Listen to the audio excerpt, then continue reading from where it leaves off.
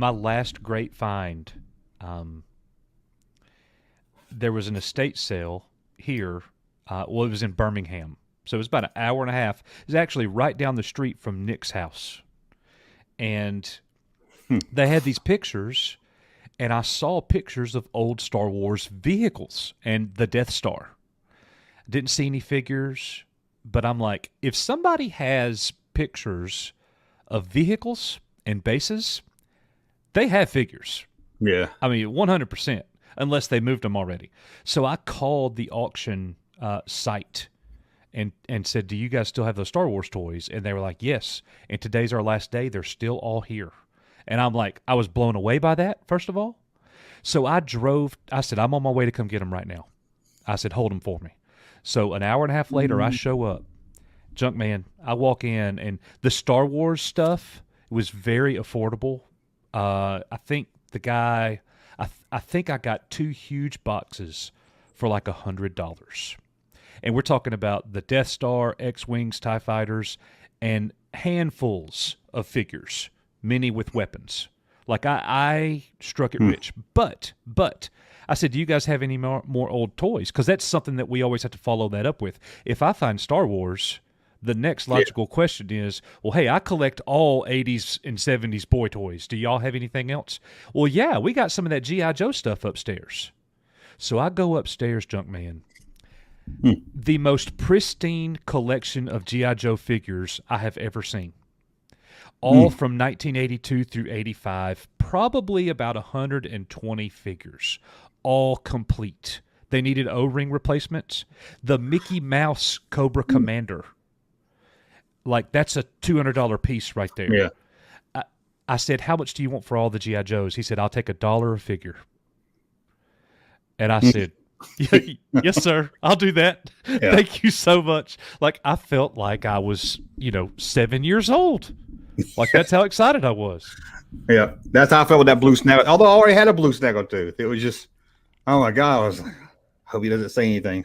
I was like, what you want for him? You can't have too many blue snaggletooths. What would you give to go back to like 1995 and just rack up on vinyl case and blue snaggletooths? Well, that's what gets me, is because I was getting into loose then. And I remember getting Toy Shop magazine and seeing all these carded figures for like $30, $40. I was like, I'm not buying carded figures. That's no fun.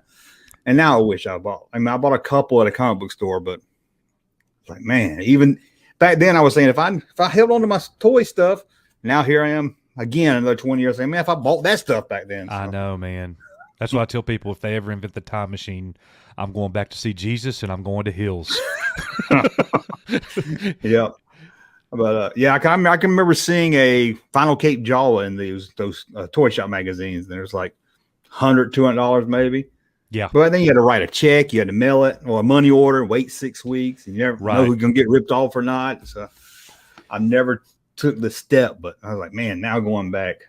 I remember in 1997, me and Nick were out searching flea markets and garage sales and all this stuff.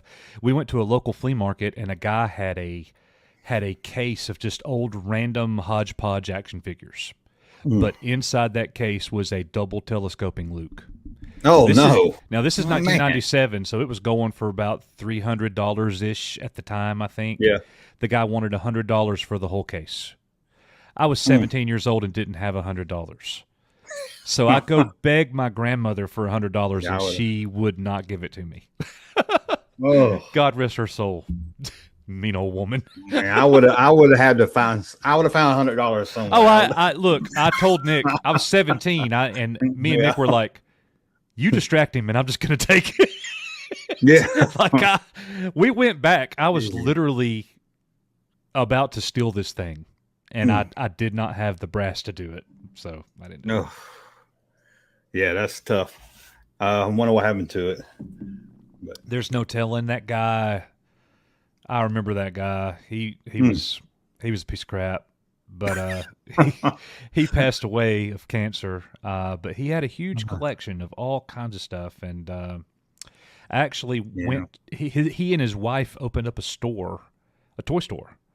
Just a bunch of used and new stuff. And I went into his toy store after he passed away. I didn't know it was even his store. until I started talking to the wife, the owner of the store. I realized it then. Well, she had all these X-Men Toy Biz 1990s in the package all around the store. And she sold them all to me for $5 a piece, and I was so tickled, to get that. Yeah. Yeah, around that same time I traded Batman the Animated Series villains were really hot in those. And I was online then on Party American Online, and I traded all my villains on card for a double tip Luke Skywalker figure. Oh, yeah. That's a good trade. And then it broke. Oh, my gosh. I had it for about 3 years, didn't put it in a case, just sat it on a shelf. And then one day I looked over and the tip part was just broken in half. Yeah. Yeah, they do that. That little that inner piece is fragile. Yeah. And I was like, man, so I was like, I'll never have a double tip one again. So I was like, well, at least I had one at one time. Yeah. Well, hey, you'll get one again.